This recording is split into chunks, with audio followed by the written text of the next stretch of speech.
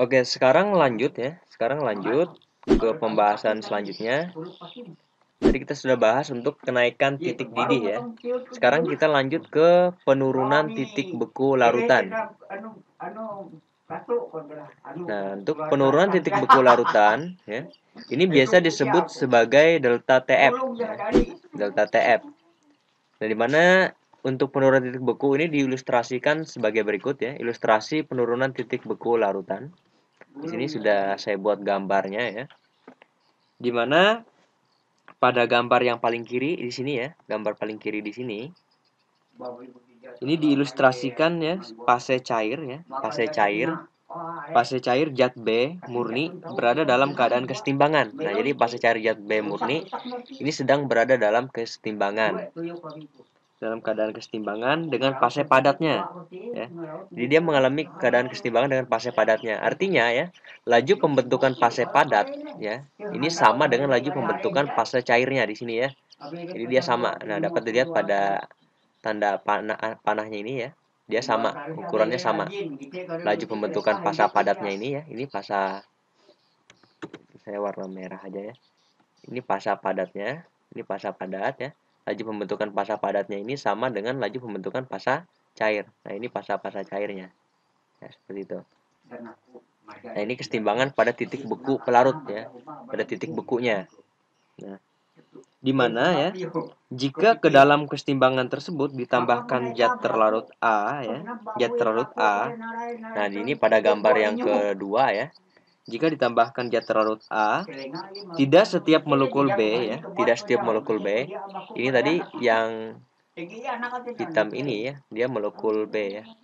Molekul B. Molekul B. Kalau yang merah ini dia adalah molekul A. Molekul A. Nah, jadi tidak setiap molekul B dalam fase cair ya dapat bergabung. Nah, jadi molekul B yang dalam fase cair di sini ya, yang hitam ini, tidak setiap molekul ini bisa atau dapat bergabung dengan molekul-molekul fase padatnya di sini. Jadi tidak semua bisa bergabung dengan fase padatnya di sini. Ini dapat dilihat dari tanda panahnya ini ya, tanda panah yang kecil ini ya. Jadi kesetimbangannya itu berbeda ya. Kesetimbangannya berbeda. Jadi ya, dia yang bergabung ke fase padat itu sangat kecil ya, dibandingkan yang berubah menjadi fase cairnya. Nah, di mana terjadi beberapa tumbukan ya, yang terjadi itu tumbukan yang terjadi itu tidak efektif ya, tidak efektif. Nah, di sini kan apabila ada zat terlarut ya, maka akan terjadi tumbukan ya antara molekul pelarutnya dengan molekul zat terlarutnya yang ini yang merah, akan terjadi tumbukan. Nah, di mana tumbukan ini tidak efektif untuk menghasilkan fase padat ya, karena terhalang oleh molekul zat terlarutnya ini ya. Jadi tidak efektif untuk menghasilkan fase padatnya. Makanya di sini tanda panahnya adalah kecil ya, karena tidak efektif untuk menghasilkan fase padat, karena dia terjadi interaksi antara molekul pelarut ya yang hitam dengan zat terlarutnya yang merah ya. Seperti itu. Nah, di mana di sisi lain ya, kecenderungan molekul B dari fase padat menjadi fase cair itu tidak dipengaruhi oleh zat terlarut. Nah, jadi molekul B ini ya, molekul B ini dia berubah dari fase cairnya menjadi padat ini tidak dipengaruhi oleh zat terlarutnya ya, tidak dipengaruhi oleh zat terlarut, tapi ini dipengaruhi oleh temperatur ya biasanya, dipengaruhi oleh temperatur. Nah, akibatnya ya, karena tidak dipengaruhi itu ya, akibatnya laju molekul B fase cair menjadi fase padat lebih rendah dibandingkan laju molekul B fase padat menjadi fase cair. Nah, dengan demikian ya, kesetimbangan akan bergeser ke bentuk cairan. Nah, di sini dapat kita lihat ya, lajunya berbeda ya. Dia dari fase cair, ini kan yang di atas-atas ini cair ya. Yang di atas-atas ini cair ya. Cair. Nah, laju dia menjadi fase padat ya, ini yang kecil ini adalah dia menuju fase padat ya. Dia lebih kecil dibandingkan laju dia menjadi fase cair. Yang lebih panjang ini dia fase cair ya. Dari padat menjadi cair. Kalau yang kecil ini dari cair menjadi padat. Jadi lajunya berbeda ya. Lebih cepat dia dari padat menjadi cair dibandingkan dia dari cair menjadi padat, seperti itu. Nah, Maka akibatnya maka kesetimbangan bergeser ke bentuk cairan ya. Karena perubahan lajunya tadi. Nah, dimana di sini kesetimbangan terganggu ya oleh zat terlarut yang ditambahkan ke pelarut. Nah, seperti itu. Nah, dari sini ya dapat kita hubungkan ya, apabila kita mau hubungkan apa fungsi garam untuk mencairkan salju ya. Nah, ini bisa kita hubungkan. Garam itu kan zat terlarut ya. Garam ini kan zat terlarut ya.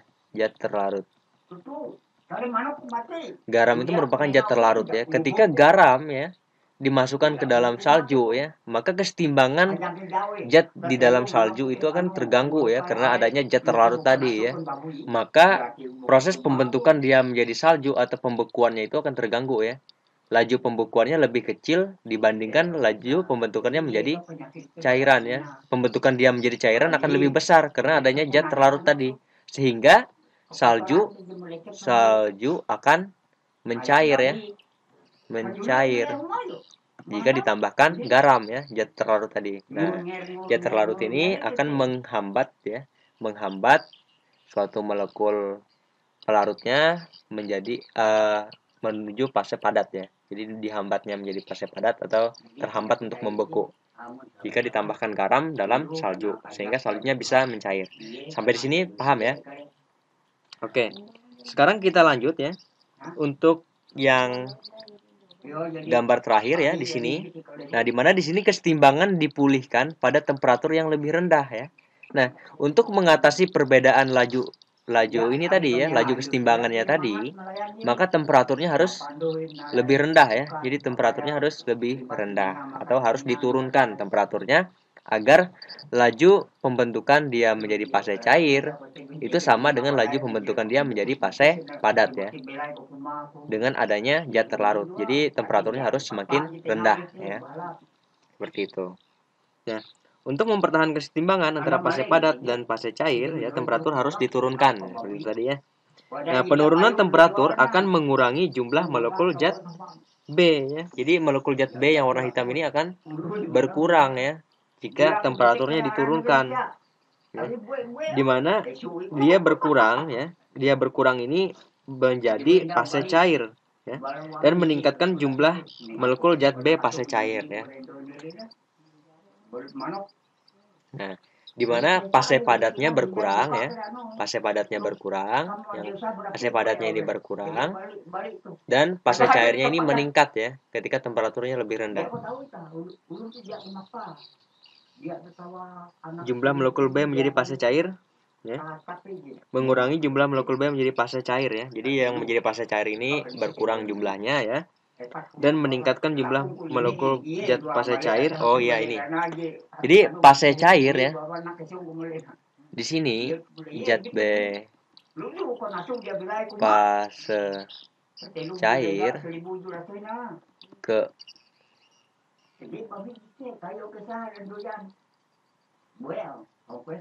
fase cair ke fase padat ya. Ini meningkat ya. Meningkat. Sedangkan zat B fase padat ya. Padat ke fase cair dia menurun ya. Menurun. Nah, jadi seperti itu. Nah, penurunan temperatur kesetimbangan ini berhubungan dengan penurunan titik beku ya. Jadi ada hubungannya dengan penurunan titik beku. Jadi seperti itu.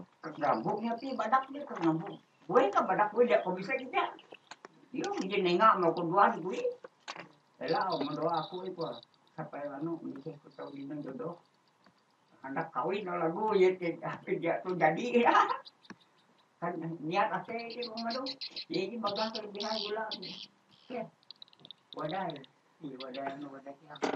Oke, sekarang perhatikan kembali ya diagram PT-nya atau diagram tiga pasanya ya. Nah, jadi pada gambar di sini ada titik C ya. Di sini ada titik C, ya.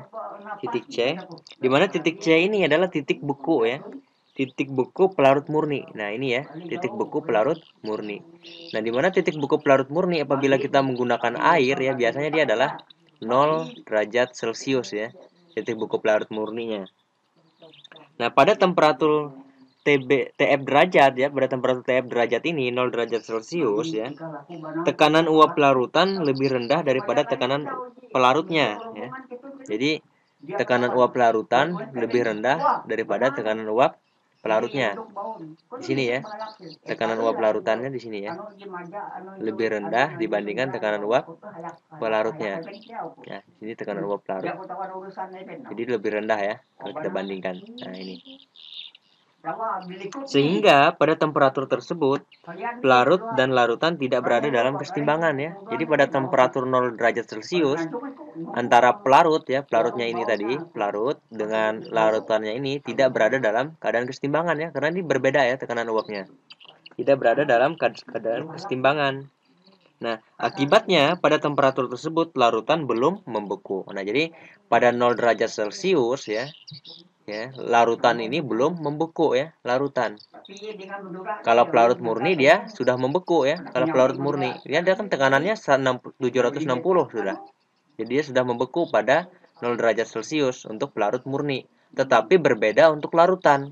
Larutan dia temperaturnya 0 derajat Celcius dia belum membeku ya pada temperatur itu karena tekanannya dia belum 760 ya. Di sini dia tekanannya masih rendah ya, masih di bawah 760 ya. Jadi dia belum membeku. Nah, seperti itu ya. Nah, temperatur harus diturunkan ya. Jadi temperatur dari 0 derajat Celcius ini harus diturunkan lagi ya. Nah, jadi seperti yang saya bilang tadi, semakin ke kiri ya, dia temperaturnya semakin turun ya. Semakin turun. Nah, jadi harus diturunkan lagi ke kiri. Nah, ke sini. Dia lebih turun. Ya. Lebih turun. Nah, diturunkan agar larutan dapat membeku sehingga titik beku larutan ya, titik beku larutan di titik C aksennya di sini, titik beku larutan ya.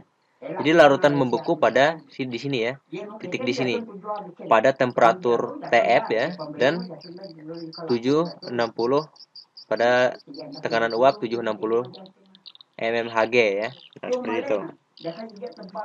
Nah, dimana di sini TF ya, TF ini biasanya dia akan temperaturnya diturunkan. Kalau diturunkan berarti dia lebih rendah ya. Temperaturnya akan lebih kecil ya. Lebih kecil dari TF derajat ya. Nah, jadi dia lebih kecil daripada TF derajat. Dia bisa negatif ya. Bisa negatif 0, sekian ya. 0, sekian. Bisa negatif karena dia temperaturnya diturunkan ya, seperti itu. Nah, jadi untuk bisa membeku ya, tekanan harus naik ya. Tekanan harus naik dan temperatur harus turun ya. Untuk dia bisa membeku. Kalau menguap sebaliknya ya. Kalau menguap temperatur naik ya, temperaturnya naik dan tekanannya juga harus naik ya untuk menguap. Seperti itu. Nah, dengan demikian ya, titik beku larutan yang mengandung zat terlarut non volatil ya selalu lebih rendah daripada pelarut murni ya. Jadi titik bekunya selalu lebih rendah daripada pelarut murni ya. Selalu lebih rendah daripada pelarut murni. Perbedaannya ini sebesar TF ya. Sebesar TF derajat dikurang TF ya. Nah, ini biasanya disimbolkan sebagai delta TF ya. Nah, seperti itu. Nah, TF derajat dikurang TF atau delta TF. Yang selanjutnya disebut sebagai penurunan titik beku ya di sini. Nah, ini adalah penurunan titik beku ya. Yang ini kenaikan titik didih ya. Seperti itu. Nah, ini penurunan titik beku, yang ini kenaikan titik didih. Oke. Nah, sekarang kita lihat untuk formulanya atau rumusnya ya di sini. Kita lihat formulanya atau rumusnya. Delta TF penurunan titik beku ya, rumusnya adalah titik beku pelarut murni dikurang titik beku zat terlarut ya. Ya, karena titik beku pelarut murni tadi kan lebih besar dibandingkan titik beku zat terlarutnya. Nah, seperti itu. Atau delta TF ya itu bisa dirumuskan sebagai berikut ya, karena titik buku larutan itu dipengaruhi juga oleh konsentrasi molal ya. Dimana delta TF sama dengan konsentrasi molalitas ya dikali dengan KF ya. KF ini tetapan penurunan titik buku molal. Satuannya ini derajat Celcius kilogram mol pangkat negatif 1 ya. Nah, dimana untuk mencari molalitas ya rumusnya ini. Molalitas sama dengan gram dibagi mr dikali dengan 1000 dibagi P. Nah, untuk P ini dia adalah kilogram zat pelarutnya ya, kilogram zat pelarut. Seperti itu. Nanti apabila di soal pasti disebutkan. Nah, TF titik buku larutan derajat Celcius ya. TF derajat titik buku pelarut murni derajat Celcius seperti itu. M molalitas larutan. Oke, sampai di sini jelas ya. Semoga kalian paham dengan apa yang dijelaskan ya. Oke. Sekarang agar lebih jelas, kita akan masuk ke contoh soalnya ya. Nah, dimana di sini ada soal sebanyak 0,300 gram urea ya. Urea CONH2 dua kali dilarutkan ke dalam 10 gram air. Nah, airnya sebagai pelarut ya. Dengan menganggap sifat larutan ideal. Hitunglah yang pertama titik didih larutan ya. Bila ditanya titik didih larutan berarti yang ditanya adalah TB ya. TB. Dan yang kedua titik beku larutan atau TF ya. Nah, oke. Nah, di sini ada diketahui ya, ada KB dari air itu 0,512 derajat Celcius kilogram mol pangkat negatif 1 ya. KF dari air 1,86 derajat Celcius kilogram mol pangkat negatif 1 ya. Nah, sekarang di sini kita tambah ya untuk MR. MR dari urea itu sama dengan 60 gram per mol ya. Nah, jadi MR urea itu 60 gram per mol, bisa dihitung ya. Oke. Sekarang kita akan jawab ya, Kita akan jawab yang A dulu. Oke. Nah, yang A yang ditanya adalah TB ya. Yang ditanya adalah TB. Untuk mencari A ya, kita cari dulu molalitasnya ya. Molalitas. Nah, rumus molalitas itu adalah gram dari zat terlarutnya dibagi mr zat terlarut dikali 1000 dibagi dengan P. Nah, P ini adalah massa zat pelarut ya.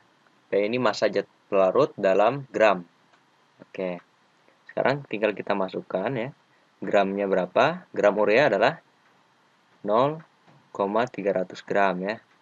0,300 gram dibagi mr urea adalah 60 gram per mol. Oke. Sekarang kita kali dengan 1000 dibagi P. P-nya berapa? P ini adalah massa pelarut dalam gram ya. Jadi P-nya adalah 10,0 gram. 10,0 gram. Oke. Oke, sekarang kita hitung. 0,300 gram dibagi 60 gram per mol. Hasilnya adalah 0,005 ya. Dikali 1000 dibagi 10,0.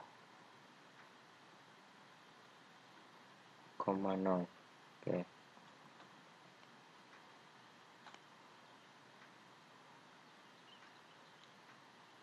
Kali 1000 bagi 10. Hasilnya adalah 0,5 ya. Ini hasilnya 0,5 molal. Nah, kalau untuk molalitas dia mol per kilogram ya. Mol per kilogram. Oke. Setelah kita dapat molalitasnya, sekarang kita masukkan ke rumus delta TB-nya ya. Delta TB. delta TB itu rumusnya adalah molalitas dikali dengan KB-nya, ya, sama dengan molalitasnya adalah 0,5 mol per kilogram dikali KB-nya adalah 0,512 derajat Celcius kilogram mol negatif 1 ya. Nah, ini kita hitung.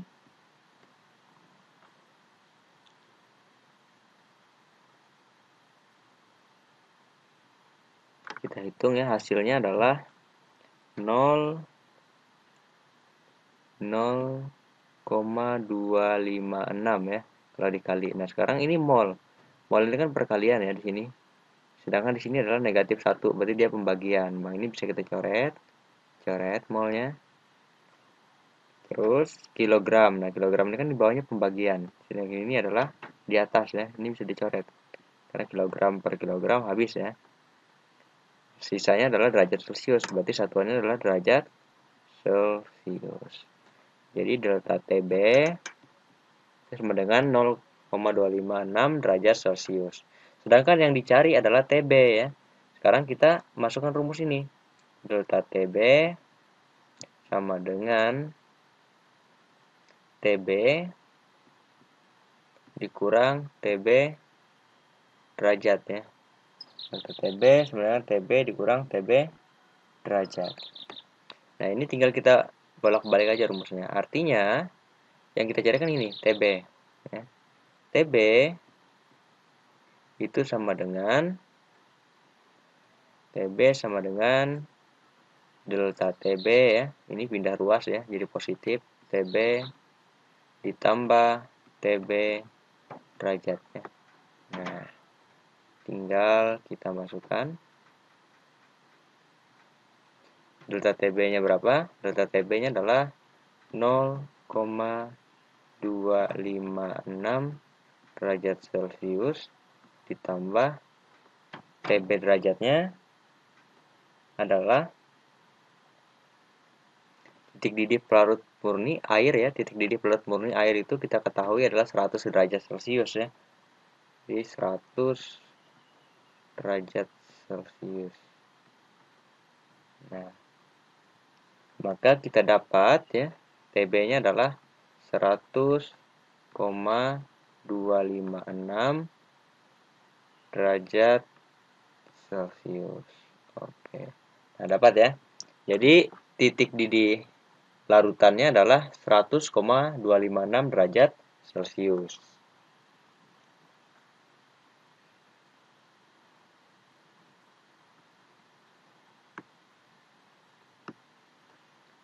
Oke, sekarang kita cari yang B ya.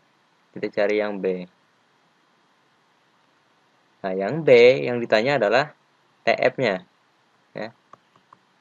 TF atau titik didihnya. Oke. Pertama-tama ya, kita tinggal masukkan ke dalam rumus saja ya. Karena tadi kan kita sudah dapat molalitasnya. Rumusnya delta TF itu sama dengan molalitasnya dikali dengan KF-nya ya. Nah, tinggal kita masukkan molalitasnya tadi kan 0,5 mol per kilogram dikali KF-nya adalah 1,86 ya, 1,86 derajat Celcius kilogram mol pangkat negatif 1. Oke, sekarang kita kali aja ya.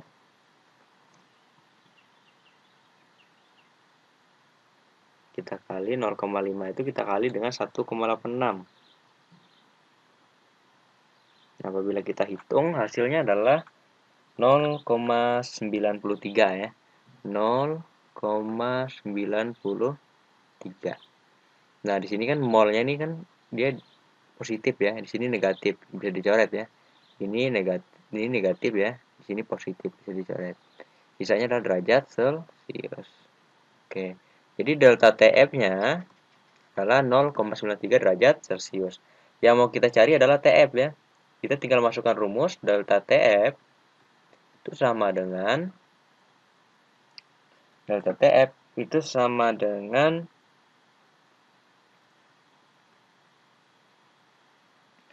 TF ya. TF